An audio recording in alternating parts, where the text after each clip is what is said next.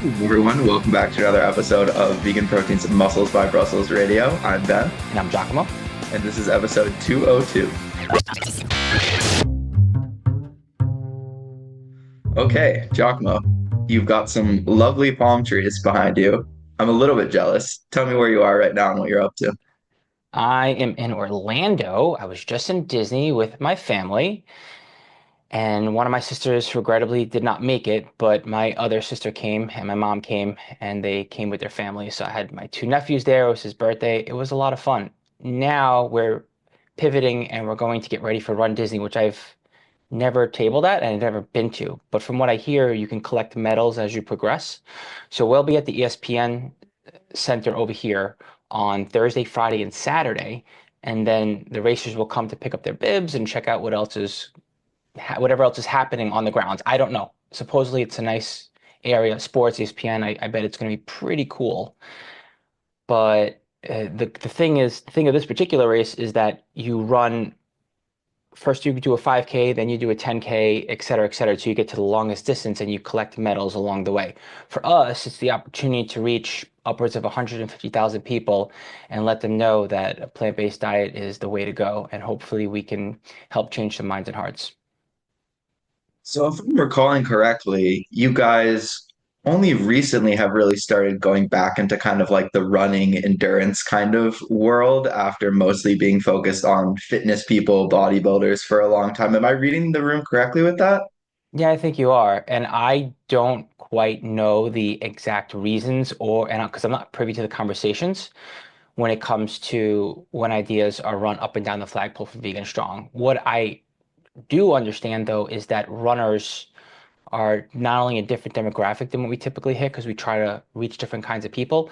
We have the ability to reach a lot of people at once because this particular sport, tons of people can do it and it just attracts larger crowds. Whereas opposed to like a sporting event kind of expo, people come and they stay, but there are fewer people. So I think that's the idea behind going to different running events as opposed to sporting events like sports festivals for, I don't know, gym sports. That makes sense. I think with the bodybuilding strength sport, that side of things, I think there's less of a foothold. Like it's just less of a space that people are used to seeing vegans in. Of course, it's becoming more common nowadays. Whereas I almost feel like with the running endurance sports, people are used to being like, oh, okay, that makes sense because vegans are these lighter, more slender, skinnier people who are going to do these more endurance events. But it's less of a stereotype to see like the big, strong vegan. Of course, that's changing, which is the whole point of Vegan Strong and all that you guys are doing. But I think it's cool to continue to reach those demographics too, because I'm sure there's tons of people, just the raw magnitude of people who are involved with like running or endurance sports compared to strength sports. I think it's way more. So you probably have more, excuse me, absolute reach, I would expect. Now, another question for you. Disney. What are your thoughts on Disney? Did you grow up with Disney? Is it a big thing for you? Is it a newer thing for you? Like where are you with that? I'm getting drilled with question after question over here. I'm curious to know what's going on with you too, but sure thing, not a problem. I'll give you a little insight into what I think about Disney and on a personal level. Well, it's not honestly anything that I fell in love with as a kid. I liked watching Disney movies and got into the stories and went to Disney. I was fortunate enough to as a child. However, I didn't fall in love with the idea of Disney or the Magic Kingdom or Disneyland, anything like that. But our friends did. And when we got closer to our friends that we made as adults, Danny and I together, we got sucked in. I wanted to know, like, why are y'all so obsessed with this stuff? And then they took us in and they got us into the whole park and the whole experience and the stories. And we decided to get into it too for that reason. So fast forward to today, yeah, I really do enjoy Disney. I don't like that it's so cost prohibitive. And it's one of those things where it's like, we were talking about this, Danny and I. It's almost as if, imagine you live in this world where going to Disney is the expectation for a child. And how many people can afford to go to Disney? Some people save up their whole life and can't go. So it's a little upsetting in that regard, thinking of the brand and what it takes to be a part of the experience and get sucked into it or want to get sucked into it and be able to. So in that regard, I struggle with the idea of Disney. But as far as going to Disney and the brand and all that, like, yeah, I mean, I like it. I think it's pretty, I think it's fun.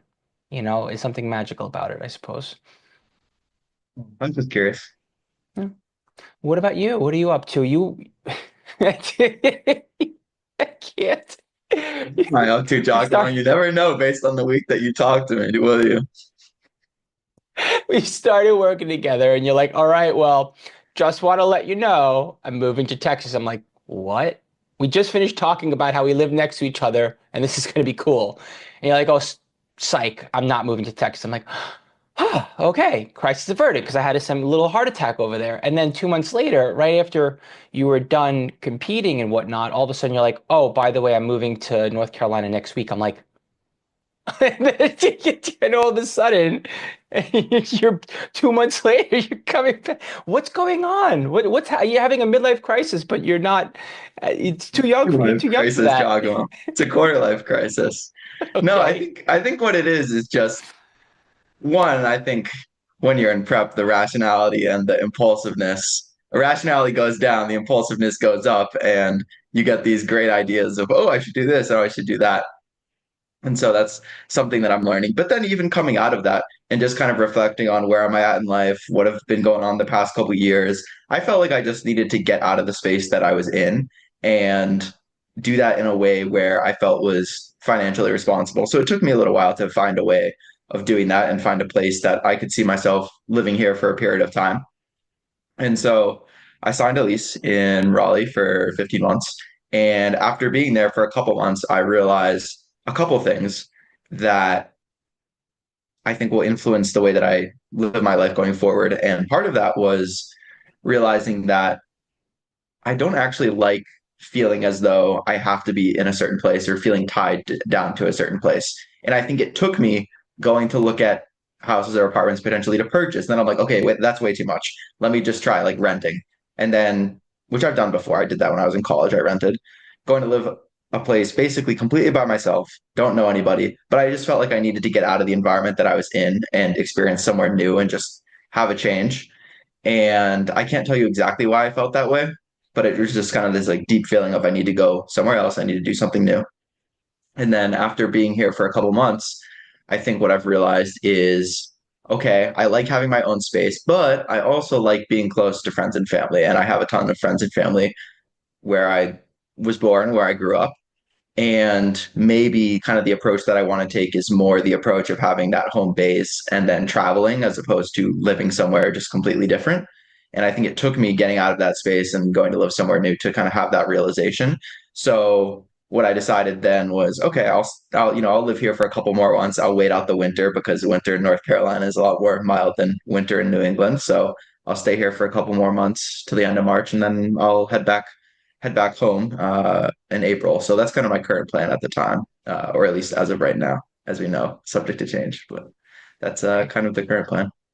I don't get a chance to catch up with you because we're busy plowing away with clients and competing and work and all kinds of stuff and fun stuff that we get to do together too.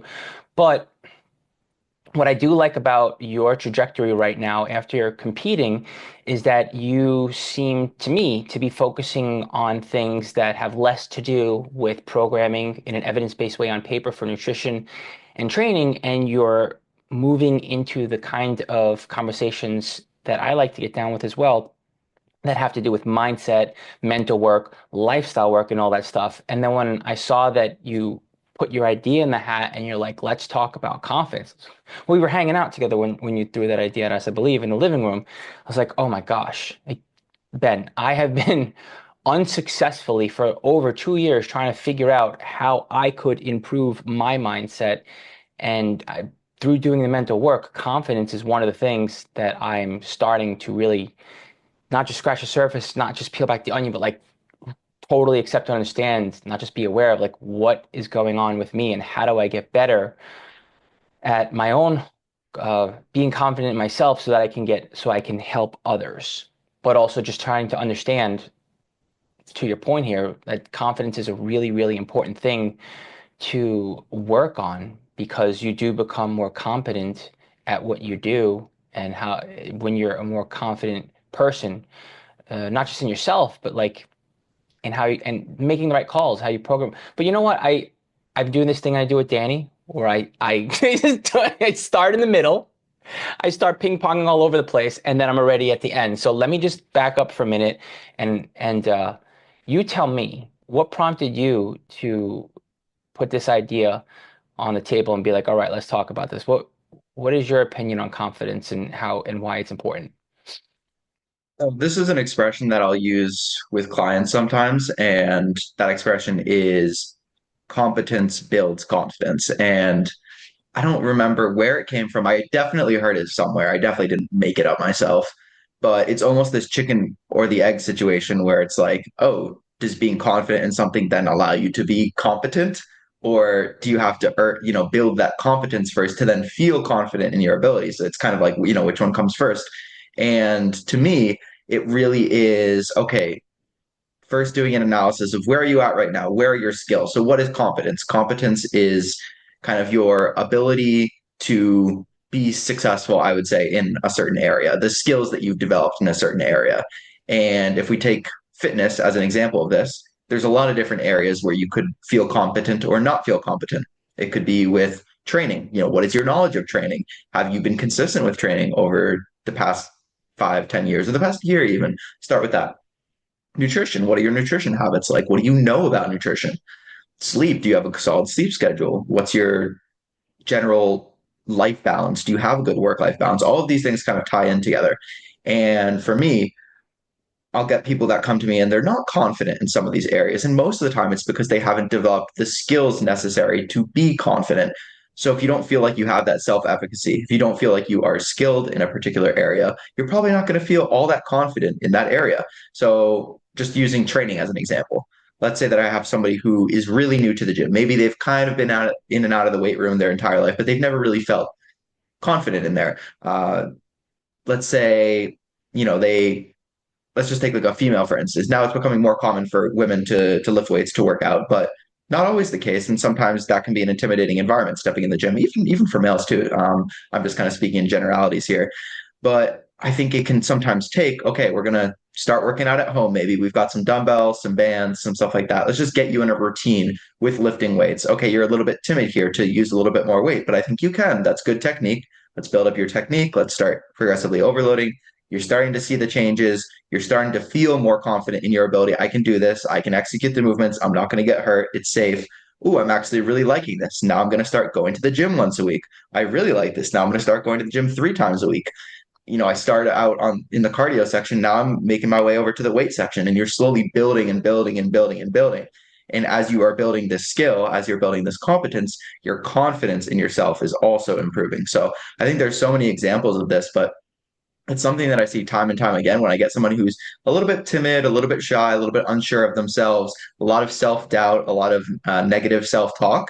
And as we continue to build these skills and they see their body change and they start to get this sense of, oh, I can do this, I can make these changes, it really has this like cascading effect out to all areas of their life where they just become a more confident person. They continue to develop and hone those skills and they just come into themselves more. Is that something that you've seen with clients that you've worked with over the years? Yes. Another example that I see with clients over the years are the kinds of clients that come to you that are successful in many areas of their life, that are fully competent and capable of just about anything, and they feel good about what they're able to do and what they're doing, right? So you don't want to push them or pick on them or dig into things because you don't want to discourage them, but you have to get them to a place where they're a little bit uncomfortable. But unfortunately, when you get, and I know I'm getting a little philosophical here, but this is the mental work. I get the kind of client that comes to me and they're like, everything's okay, I could do it all, show me what to do, but you're not getting the kind of feedback that you need from them. I'll pick on myself as an example. I have a hard time posing. I know that I should, I know that I can. Now, deep down inside, I'm too uncomfortable to admit to myself that I have a problem with my body image, right? So, and that is part of the reason. The other part of the reason it's irrelevant right now, it's because it's like the lifter that doesn't do stretching is the same thing as the bodybuilding lifter who doesn't do posing. So that's one thing, right? I'm a little lazy in that regard, but it's also because I don't feel confident about the way that I look enough to start posing, even though I have no reason to not feel confident. I can't admit it to myself, and then I can't admit it to my coach. So I'm finally at the point where, like, you know what? That's my ego. That's coming from a place of low confidence. What do I do about that? I gotta get over the fear, and I gotta get my coach, and I gotta trust him, and I gotta give him the feedback. Listen, coach, this doesn't sound silly at all. There's something, there's a mental block here. I cannot pose because I also have a lack of confidence in myself. Now I'm giving my coach the feedback that he needs to support me and to help me get past this and start to think of ideas, right? So I find that I work with a lot of clients who are more into their ego and they're like protecting the lack of confidence with their ego, and they don't get a chance to get to the other side and give me the kind of feedback that I need to support them, and they miss out on the opportunity to do it. And it's I had a client who worked with me for like 2 years off and on, and it's like it was almost impossible to get them to a place where I could get some conversation out of them about the things that they struggle with, as far as like why it's hard for them to eat a certain way and eat well enough to gain muscle, right? So these are like very sensitive conversations when it comes to people who are coming from a place of low confidence, put it that way. So I feel like it's a delicate conversation to have with somebody, getting them to talk about stuff when they're uncomfortable talking about stuff because they have a lack of confidence. And that's the kind of mental work and mindset work that I can't really put a finger on, but that's the stuff that I feel like those are my clients' struggles. And that's the challenge, is getting them to a place where they trust me, they trust the process, and they're willing to be like, all right, this is the stuff I have a problem with. It's because of the way I look. It's because of I don't know, my lack of belief that I could change my body based on anything. Or your examples, the fear of going to the gym or whatever. So tying in kind of competence into the equation, when you have these clients who maybe on the surface appear to be very confident, they appear to be very strong in their convictions. However, when you dig a little bit deeper, you find, oh, okay, maybe there's some things that are not being discussed that maybe they're not opening up to their coach about. And I definitely think that there can be mental and mindset work that ties into competence. Like how well do you feel like you are able to develop that self-talk, which then leads to that confidence? So I guess kind of my question for you would be, how do you cultivate that competence with people on the mindset side to encourage them to, hey, it feels like you are portraying this. Of course, you might not say this directly, depending on the person. It feels like you're portraying this amount of confidence, but you're still like, I see that you're struggling in this area. And I know that you are telling me, like, what you're telling me is, oh, I can do it. I can do it. I can do it. Just tell me what to do, coach. I'll do it. But there's a disconnect here.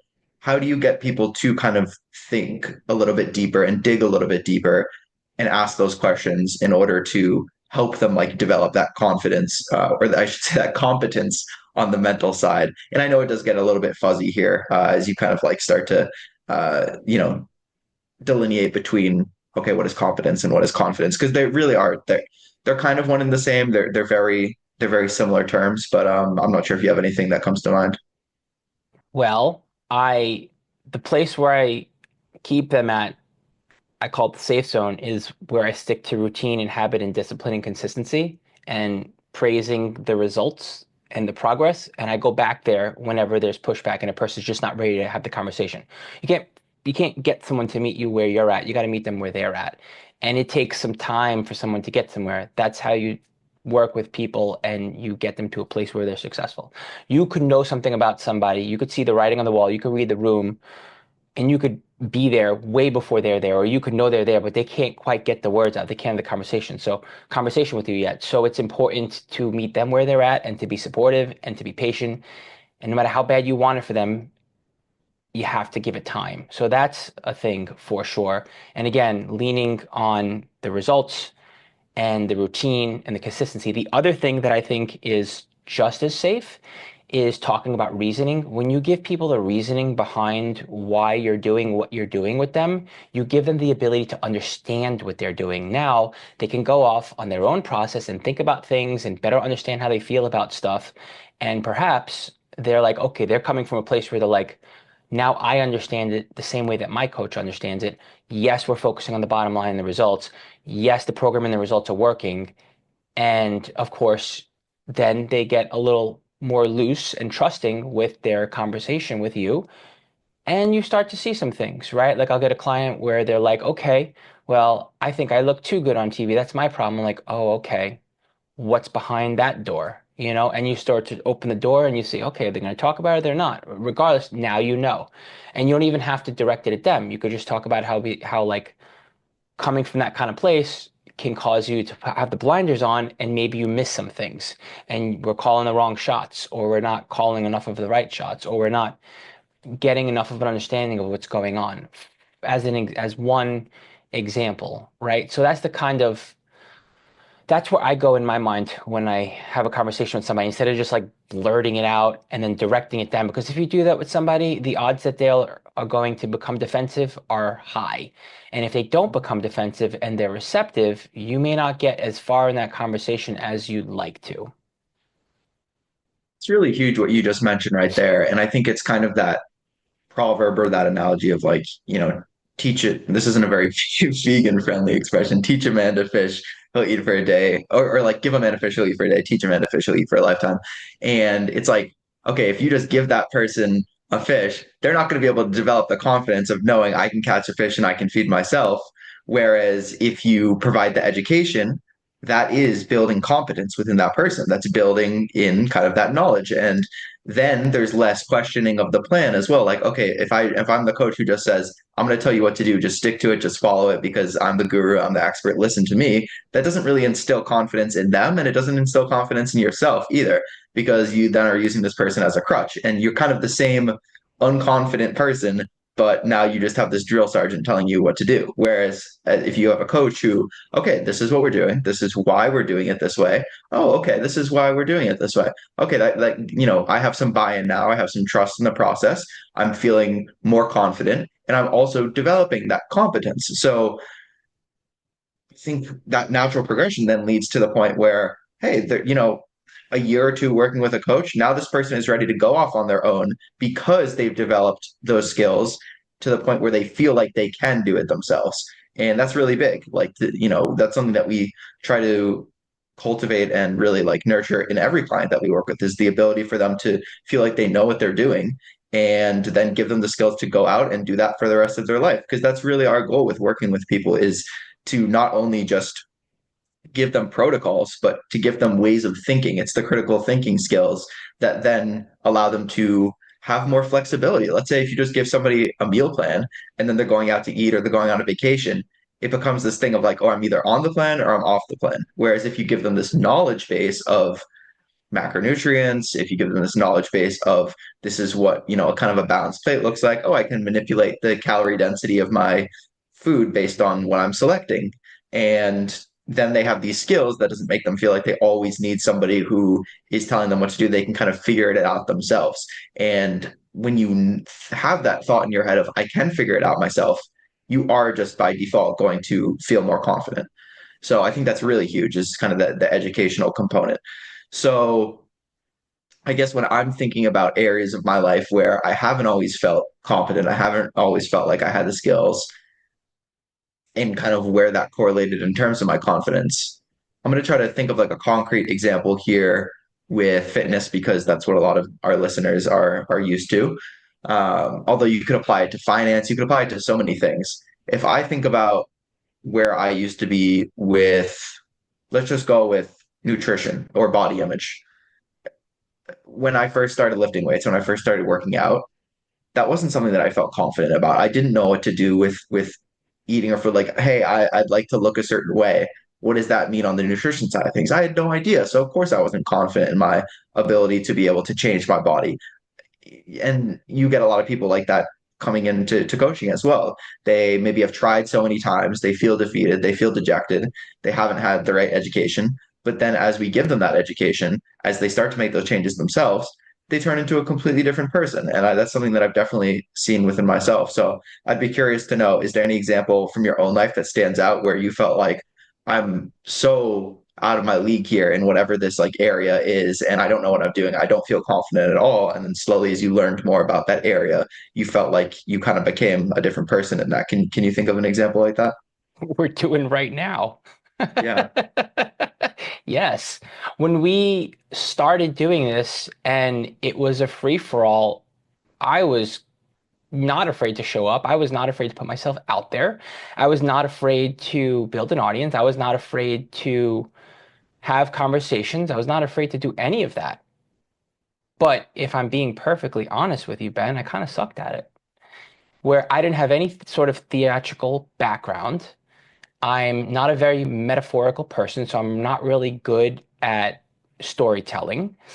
So no acting skills, no storytelling skills. I was not particularly good at centering things around like what we're doing right now, centering things, not coming from a place where I'm centering around ourselves and making stuff for our audience, but I just kept going and going and going. And on top of it all, it was hard for me to put the kind of information out there that I wanted to put out there. I remember the first time I did something publicly. We were in a basement right after doing a bodybuilding competition together, and we were like taking off our shirts to do posing, and I was so embarrassed and so ashamed. I was mortified. I could barely even do it. I remember how uncomfortable I felt around others, even though I had every reason to be there because I was just not good at doing something like that just yet. And then another time, I remember when we were donating a check that we got from Plant Built to a farm sanctuary at a, what do you call it, at a veg fest. And we had every right and every reason to belong there. I'm really good at putting the work in. I'm really good at letting the results speak for themselves. But I was really bad at showing up and being the public facing person to talk about the results. And I just basically tripped up on my own words, didn't have much to say, wasn't doing a good job engaging the audience. And it was very apparent. My parents were there and they were complimenting Danny on how good of a public speaker she was. And deep down inside, even though they weren't going to say anything that was less than supportive to me, I knew that she was a much better public speaker than I. Right then and there, I'm like, oh, wow, I suck at this. And we would have conversations in the imaginary green room and the actual green rooms where it's like, it's okay, you could do this. And again, I had the confidence in myself to do things. I had the belief in myself that I could do things. I had the confidence to put the work in and to build what we do now. But I just wasn't good at what I did, and I had to keep working at it. And over time, I got better at it.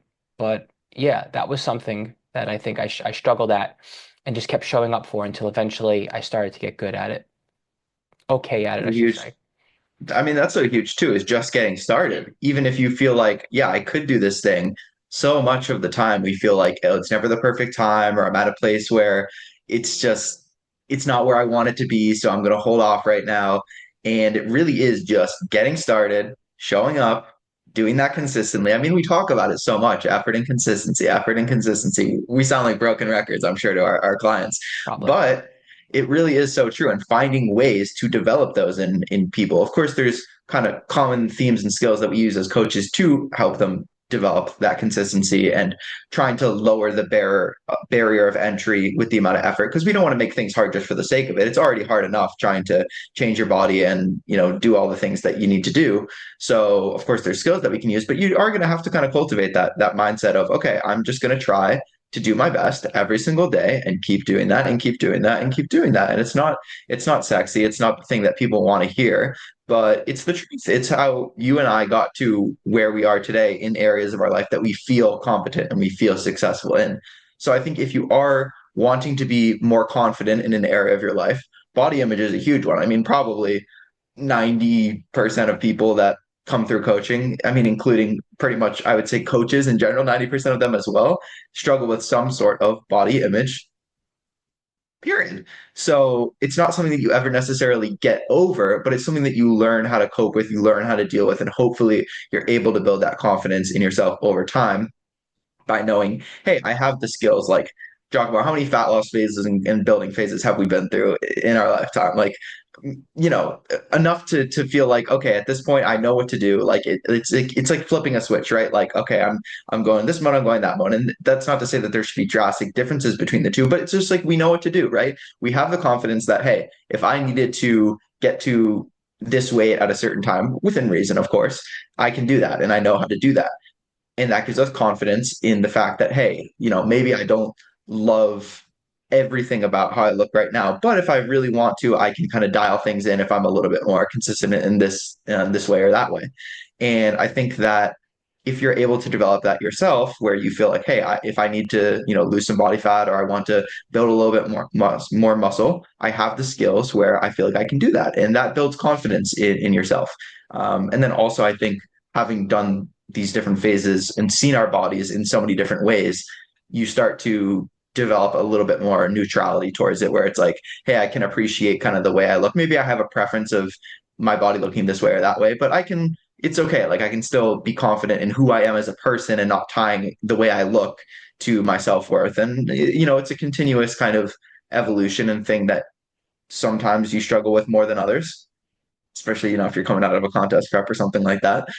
But I think that it is something that you can definitely improve upon over time is that body image and that confidence. It's just because I've seen it so many times with people that I work with where they come in and they're like, they're barely talking to me. It's like I have to try to pull so much out of them with like questions and digging, like, you know, here or there, a little push, but like not too much to the point where they close off. And it's definitely a skill. But then it's like as they continue to see some progress and they continue to build that trust in themselves, in myself as a coach, in our relationship, like you said, they're opening up, they're sharing more things, and they're becoming more confident. And they kind of just blossom into this person where, hey, I now feel like I have control over this fitness thing. I have control over this aspect of my life. And that makes me feel good. That makes me feel confident.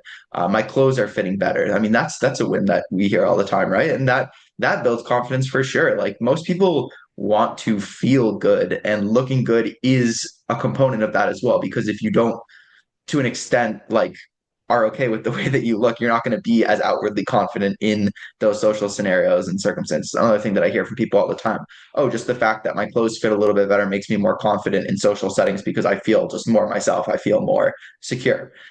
So I think that's definitely something that isn't to be overlooked or undervalued. So I would say if you're wanting to build confidence in an area of your life, start where you stand, start where you are right now, and think about what are the little steps that I can take to get a little bit better, to build the skill, whether that be pulling someone into your corner like a coach, whether that be doing some self-education, like listening to Muscles by Brussels radio and checking out the VeganProteins YouTube channel, whatever it might be, these are the things that are going to help build those skills so you do feel more confident. You start practicing. But that's really the main thing. Like you can have all the knowledge in the world. You have to put it into practice and you have to just show up and start, and you'll slowly improve and get better. And as long as you continue to be, you know, honest with yourself and where you're at, the effort that you're putting in, you have people in your corner who either hold you accountable or who you can trust to be valid input. Again, whether that's a coach or a friend or a family member, you know, a gym buddy, whoever it is. I think that that really gets you started on that path towards being more confident in that area. Yes. And then, of course, the better you get at something, unfortunately, what winds up happening to many people is that the better they get at that thing, the less confident they become because now they realize that they don't know what they don't know. And that's a whole other problem, unfortunately. And I feel like that is a hard thing when it comes to fitness coaching because if everything was untouched, they might have regrets and feel sad or be apathetic about whatever wherever they're at. And then they have the confidence to make a change and they hire a coach, and through fitness coaching, all of a sudden, now they realize all of the insecurities, the things that they want to work on and their potential, but also their limits. And they start to pay more attention to what they're doing. And now they start to realize, okay, well, wow, there's a lot that I don't know. And there's a lot that I can't do right away. And there's a lot that I need to know. And that's another thing that I find that happens as well. Like if you don't touch it, you can maybe like bury the sadness and be a little apathetic and just accept. But now you're ready to make a change and you start doing it. And then you're like, oh gosh, now what? Now I can't believe how much further I have to go or how much more I need to know. And I think that could be a frustrating thing after you get past what we call as coaches, the buy-in phase, where things are happening super fast. You're getting super strong and you take off a little bit to a lot of bit of weight and or body fat and the muscle's coming on. After that, now how do you start to go further along? Or the another example that I think is the person who is doing all the things, but they're maybe not doing all the right kind of things. And you have to like sort of dismantle and be like, wait a minute. Okay, you're a highly capable, high achieving creature, but you're going about it in a way that's not going to get you the results. And then you start picking out one thing after another and like, oh gosh, like, so it's interesting how you get into your process with clients and after the fact when there's like that initial romance phase where they're happy with the results, where they can sort of have a little bit of lack of confidence in their ability to do it, but hopefully there's enough trust there between them and their coach where they're like, yes, my coach is going to guide me, lead me into the right direction, set me up with a sustainable process on my own where I can, as you mentioned earlier, have the critical thinking skills to do this thing and to understand how to continue to experience personal growth and success and consistency with however far they want to take things as far as their fitness is concerned. Yeah, I hear you. I think in that buy-in phase, oftentimes you do need some level of external validation to know that what you're doing is working, whether that be the fat loss or seeing some more definition of your muscles, strength going up in the gym, whatever metrics you're using to evaluate that. But I think over time, in order to stay in it for the long term, you have to kind of find those deeper, more intrinsic reasons to keep you showing up, to keep you consistent, to keep you building that competence and building that skill. Otherwise, if you start to stagnate, you start to plateau, or you start to get discouraged, I think those things oftentimes will come hand in hand with one another. Then you can start to feel that confidence, I think, slip away. Oh, what I'm doing isn't working anymore, or it's just working a little bit slower. And I think that's another conversation that we have pretty often is just kind of tapering expectations and just understanding, hey, it is, again, tying back, showing up consistently, trying to get a little bit better every single day, and just knowing that things are going to ebb and flow. You're going to have times where it's easier or more difficult. Things are going to slow down, but there are ways that you can keep moving forward. And the more process oriented you can become, I think, again, the more confident that you're going to be because you're focused on just getting a little bit better every single day instead of saying, I need to get to this arbitrary point in order to feel confident in myself. I think it can start as that, like, hey, it would be nice to get the six pack, or it would be nice to look like like this model. But ultimately, I think along the way, if you want to continue to do this fitness thing, you have to find a way to just do it for kind of the sake of it in order to keep showing up because you either don't get to that point or you do get to that point and you get to that point and you say, oh shit, what's next now? Because I got to this point and I didn't think I would, and you just don't know where to go from there. So, um, okay, competence and confidence. Anything else that you feel like we didn't cover that you want to say on the topic? Nothing is coming to mind for me. I don't think that this is going to be our last conversation about confidence. And I hope that you, as a listener, while you're ruminating on this conversation, that you help us better understand how the this kind of conversation affects you. I hope it gets you thinking. I really do. And I would love to hear your thoughts on it. And I hope it helps. Anything else you wanted to share, Ben? Just for the sake of showing that coaches too have things that we want to work on, an area that I'm trying to develop more competence in this coming year and develop more confidence in, I would say is like social settings. I would like to develop confidence in going out and meeting people and being okay with the awkwardness or the discomfort that comes with interacting with strangers in a place that you don't know, in a place where you don't know as many people, and being okay with that and leaning into that. So that's an area that I know I would like to develop some more competence and then therefore some more confidence in. And I've started down that path and it's small steps, but I'm doing my best to continue doing stuff like that as time goes on. And I think that's all I have to say. I'm not sure if there's any areas that are coming to mind for you that you are looking to kind of develop some more competence on as we enter into this new year, but that's what's coming to mind for me. Oh gosh, definitely the posing thing. Ironically, I don't feel like I give my coach enough feedback, even though I am a coach, and I insist that my clients give me that kind of feedback. I feel partly responsible for that dynamic, that relationship with my coach. So I think I'm going to get better at trusting my coach, regardless of how I react and regardless of how he responds. So I think I'm going to try to be a little more open with my coach, with people in general.